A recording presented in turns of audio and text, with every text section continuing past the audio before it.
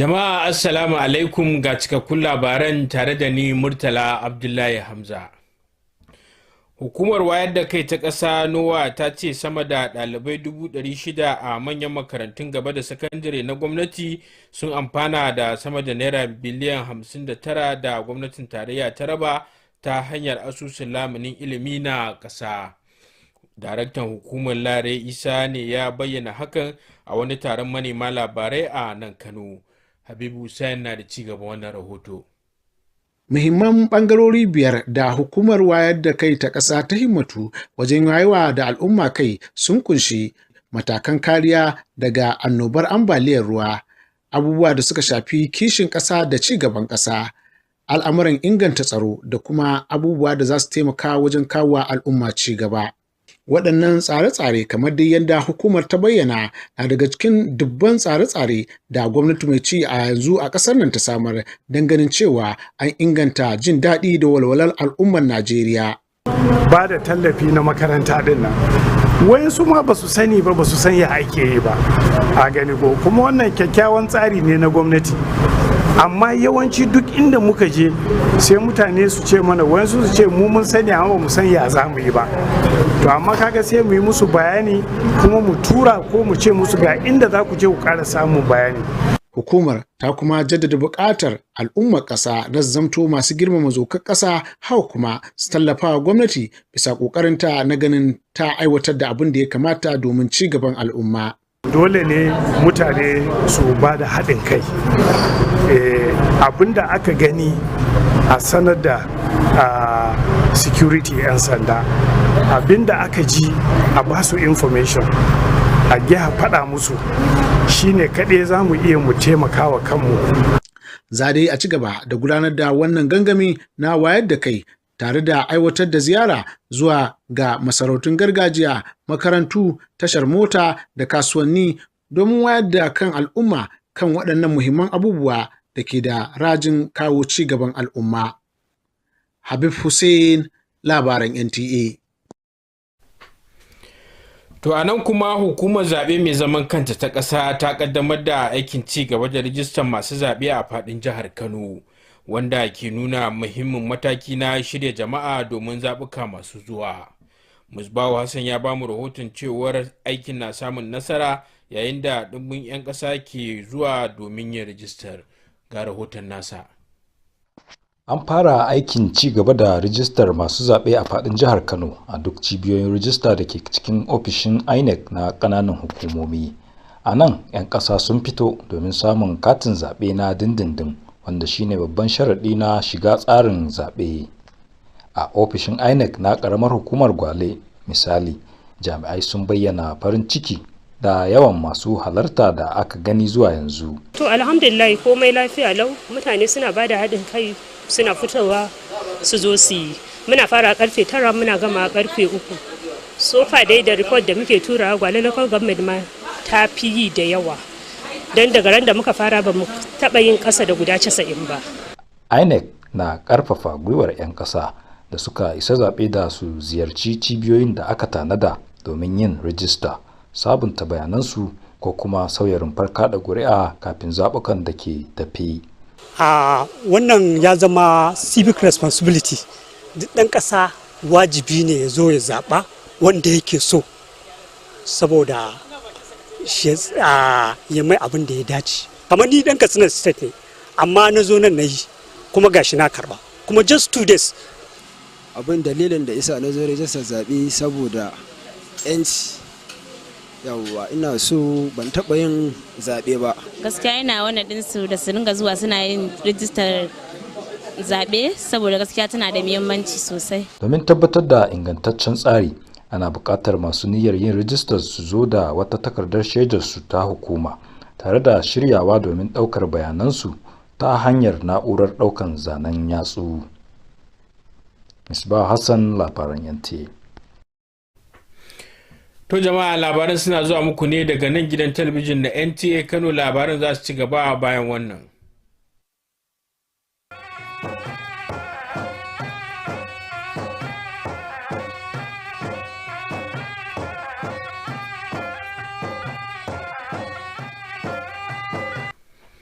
To barkamu da dawowa. Ƙungiyar likitocin idanu ta Najeriya ta ƙaddamar da sababbin likitocin ido a yayin babban taronta na shekara karo na 49, inda ta sake jaddada aniyar ta tabbatar da inganci ci gaban sana'arsu da faɗaɗa ayyukan kula da lafiyar idanu. Hawa Muktar na da ci gaban wannan rahoto. Taron cika shekara 50 na ƙungiyar likitocin ido ta Najeriya Ophthalmological Society of Nigeria, wanda a tsawon shekaru ake gudanarwa a jihohi daban-daban, ya zama tarihi na musamman da aka sadaukar domin bunƙasa lafiyar ido, bincike na zamani da kuma ingantaccen aikin asibiti a ƙasar. Wannan babban taro ya haɗa manyan likitocin ido, masu bincike, masu tsara manufofi da baƙi daga ƙasashen waje, inda aka samar da dandalin haɗin kai domin tsara makomar kula da lafiyar ido a Najeriya. Mutane sun zo da makalarsu sun bayyana, sun je sun yi bincike, sun kawo sakamakon binciken, sun ilmantar da mu. Mu da za mu bayar ga kungiyoyin gama kai in za a irin wannan, ko kuma mu a ƙashin kanmu tunda muna da likitocin, muna da kayan aikin, muna da ɓangarorin asibiti, muka ci gaba da irin waɗannan ayyuka. Daga bisani ƙungiyar ta ƙaddamar da sabbin likitocin ido 48 da suka kammala karatu, wanda suka yi alwashin ganin sun jajirce wajen rage makantar da za a iya kaucewa. Gaskiya masha Allah taro ya yi kyau. So it's been years of challenges. Ƙalubale ne na shekaru, amma yau kuma ya ƙare da nasara. After going through bayan gwagwarmaya da muka yi ta tsawon lokaci, gashi yau mun yi nasara. An kuma karrama fitattun mambobi da abokan hulɗa saboda gagarumar gudunmawarsu wajen bunƙasa fannin likitancin ido a Najeriya. Hauwa Muktar, a labaran NTA. An ware kowace rana 28 ga watan Agusta a matsayin ranar wayar da kai kan illar yawan shan magunguna ba bisa ka'ida ba. Hadiza Muhammad Ali ta yi duba kan wannan rana ga kuma rahoton da ta haɗa mana. Shan miyagun ƙwayoyi ko magani fiye da kima matsala ce da har addabi iyali da dama. Wannan uwa a Kano har yanzu tana cikin tashin hankali da asarar ɗanta wanda ya rasu bayan shan haɗin miyagun ƙwayoyi. Na yi iya ƙoƙari na hana shi, amma na gagara. Mahaifinsu ya rasu tun suna yin ƙanana. Wata rana ina zaune kawai aka shigo aka gaya min yana kwance a bakin titi ba rai. Kamar ita, dubban iyali a faɗin duniya na ci gaba da jimami kan masoya da suka rasa sakamakon shan ƙwayoyi fiye da kima.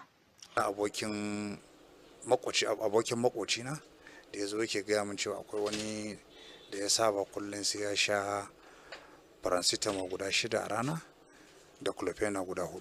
To a shekaran jiya da ya sha, washe gari dai sai gawa aka dauka. A dalilin haka ne aka ware wannan rana don tunatarwa da kuma ilmantar da mutane kan illar shan ƙwayoyi ba bisa ƙa'ida ba. Shan ƙwayoyi fiye da kima yana faruwa ne idan mutum ya sha ƙwayoyi sama da ƙarfin jininsa, ko kuma ya haɗa ƙwayoyi da ke haddasa mutuwa idan aka sha su tare.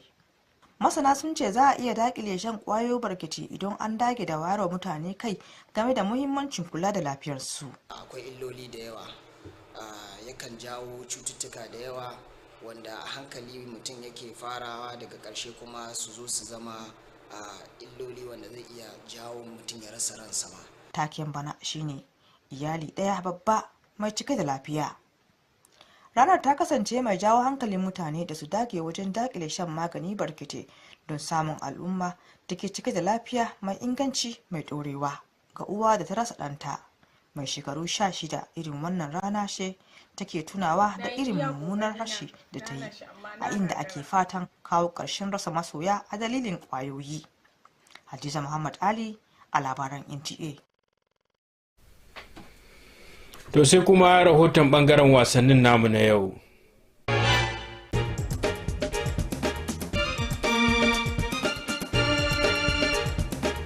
Felix Egu ya kara gasa a tsaron Super Eagles don wasannin cin kofin duniya.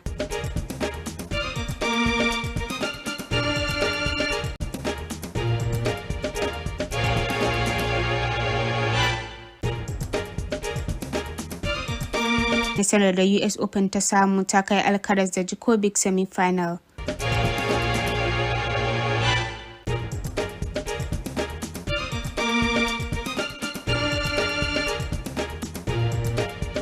tsohon tauraron NBA John Wall ya yi ritaya bayan kakar wasanni 11.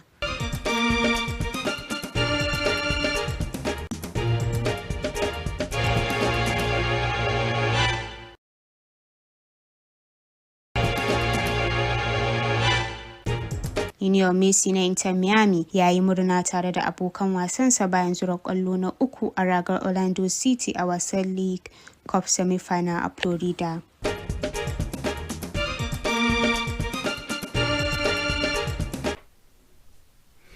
To sai kuma hasashen da yanayi zai kasance a gobe a nan birnin Kano da masu manyan birane a ƙasar nan.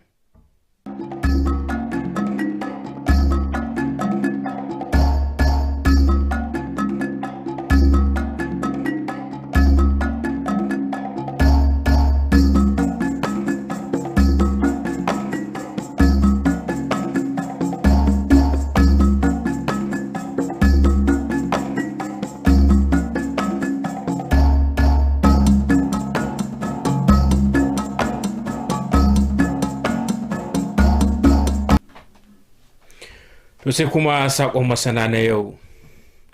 Daga cikin abin da ke ƙara taimakawa wajen ƙara danƙon zumunci shine taimakawa mabukata, hakan kuma kan taimaka wajen ƙara ƙaunar juna. Tabbata kana bada naka taimakon ga masu bukata. To jama'a, iyakacin abin da ya sauka kenan, a huta lafiya.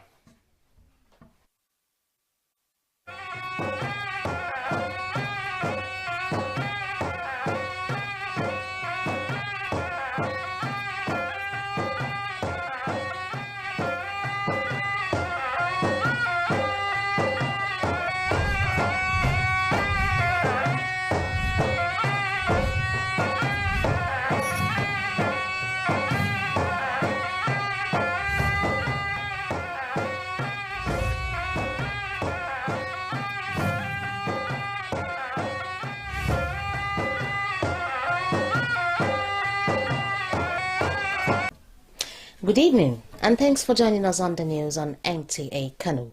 I am Elizabeth Yila Lamilo. The National Orientation Agency says no fewer than 600,000 students in public tertiary institutions have already benefited from more than 59 billion naira disbursed through the federal government's National Education Loan Fund. The agency's Director General, Larry Isaonilu, disclosed this at a press briefing where he outlined 5 key government policies designed to improve the well-being of Nigerians. The 5 thematic areas currently being emphasized in the sensitization campaign are national value orientation, flood mitigation mechanisms, security awareness, the National Identity Project, among others. These programs, according to the agency, are part of the numerous initiatives of the present administration aimed at improving the welfare of Nigerians. The Student Loan Board was introduced to assist indigent students, who cannot afford to pay for their school fees. You apply online. There is a website, you apply. You don't need to go and see anybody. You apply, online, and once it is confirmed that you meet the criteria, the conditions, and all other things that is needed, the money is paid directly, to your school. It also stressed the need for citizens to remain law-abiding and to support government efforts in delivering on its mandate. Flood, like I said, we expect Nigerians to imbibe best practices. Practices, that will mitigate this flood. Stop throwing garbage, on our drainage, and then make sure you clear your drainages. The sensitization campaign will continue with visits to traditional institutions, schools, motor parks, and markets to further enlighten the public on these key issues of national importance. In Kano, Habib Hussein, NTA News. The Independent National Electoral Commission, INEC, has officially commenced the continuous voter registration exercise across Kano State. marking an important step in preparing the electorate for upcoming elections. Misbah Hassan reports that the exercise is gaining momentum as eligible citizens troop to registration centres in large numbers to obtain their permanent voter cards, PVCs. The continuous voter registration exercise has commenced across Kano State, with centers located at INEC's local government offices. Here, citizens are turning up to obtain their permanent voter cards, the primary requirement to participate in the electoral process. At the Gwale local government INEC office, for instance, officials expressed optimism about the turnout recorded so far. No, alhamdulillah, everything is fine. Everything is going successful here in Gwale local government. And at least people are coming out. Since from Monday that we started the registration, at least we have never registered less than 90 people under Gwale local government. So far in the report I'm sending, we have the highest people that are coming out in Gwale local government. INEC is encouraging eligible citizens to visit the designated centers to register, update their personal details, or transfer their polling units ahead of the coming elections. Constitutionally, it is my privilege to acquire a voter's card according to the section 32 to 33, that is fundamental human right. It is a duty of Nigerians to vote. So you cannot vote without this voter card. The reason I come for voter registration is because of my liberty. I've never voted before. I'm calling my friends to come and register because it's very important. To ensure a smooth process, prospective voters are advised to come along with a valid form of identification and be ready for biometric capture. Misbah Hassan, NTA News. You're watching the news on Nta Kano. Do stay with us for more reports right after this.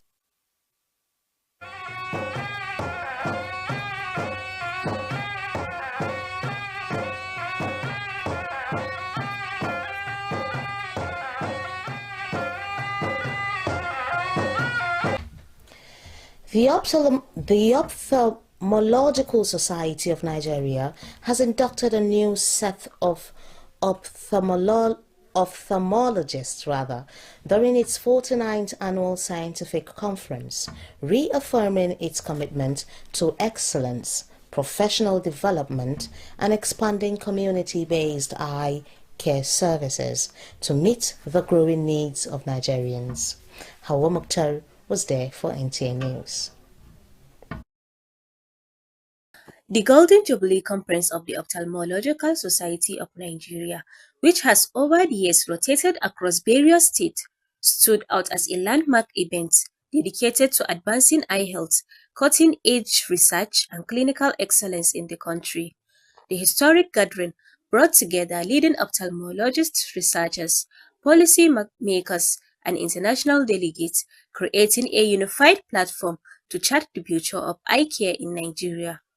This year, 2025, is the 50th annual general meeting and 49th conference of our association. The association was founded in 1969 by 12 ophthalmologists, and now 2025 we are between 500 and 700 ophthalmologists. These are ongoing issues that are going on. We will continue to do them, and this year with our partners we have already operated more than 4,000 patients, preventing them from getting blind. The society inducted 48 newly qualified ophthalmologists, ushering in a new generation of specialists committed to reducing preventable blindness and expanding access to quality eye care across the nation. So it's been years of challenges, and today it's ending in success. It's been very, very exciting. And as inductees, we are very, very happy to be inducted into the family. After going through rigorous training for several years, and you finally get to be part of this nice The ceremony also recognized distinguished members and stakeholders for their exceptional contribution to the growth and development of ophthalmology in Nigeria. Hawa Mukhtar, NTA News. Every August 28th is set aside as International Overdose Awareness Day, an annual global campaign aimed at raising awareness about overdose, reducing stigma and remembering those lost to drug-related death. This year's theme, One Big Family, Driven by Hope, emphasizes unity and compassion in tackling the overdose crisis while supporting affected families and communities. Hadiza Muhammad Ali tells us more. For many families, overdose is not just a statistic. It is a painful reality for this mother in Kano, who still struggles with the loss of her son, who died after taking a combination of drugs. I lost a 16-year-old because of drugs. I have tried all my best to stop him, but I couldn't. One day, they just came here and told me he died by the side of the road. Like her, countless families around the world continue to grieve loved ones lost to overdose. Hence the campaign, which is not only about remembrance, it is also about education. An overdose happens when someone consumes more drugs than their body can handle, or mix substances that turns deadly when combined. Experts say prevention is possible with awareness, treatment, and strong community support. One can present with difficulty in breathing, confusion. Patient can present restlessness, and some will present with a lot of symptoms that are life-threatening condition to the patient. This year's theme, One Big Family Driven by Hope, calls for unity, urging people to go beyond awareness to action, supporting prevention programs and working together for a safer future. For this mother who lost her child at the age of 16, every August 28 is a reminder of both loss and hope, hoping that no other parent will have to bury a child because of drugs. In Kano, Hadiza Muhammad Ali, NTA News. And coming next is the weather, is the sports update as compiled by our sports correspondent.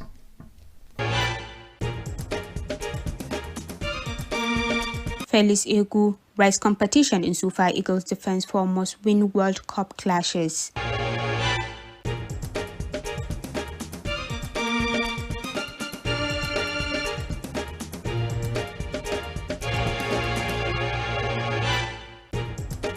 US Open wins keep Alcaraz Djokovic on track for semis clash.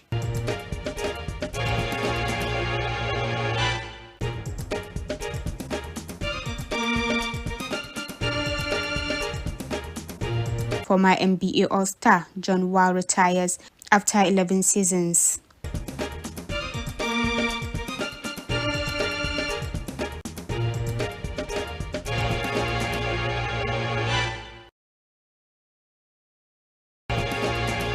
Inter Miami's Lionel Messi celebrates with his teammate after his team's third goal during the League's Cup semi-final against Orlando City in Florida.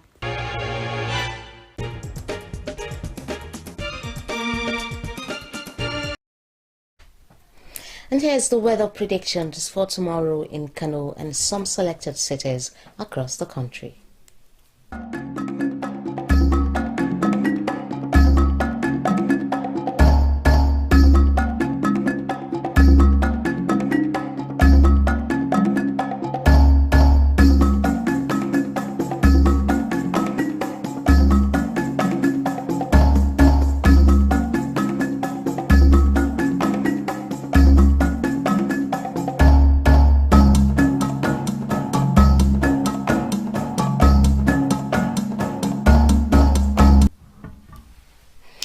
And that rounds up our news telecast for tonight. But before we go, here is a food for thought.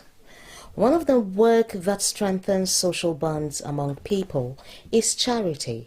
It also helps in fostering empathy and creates a sense of belonging. It is advisable you extend a helping hand to those in need.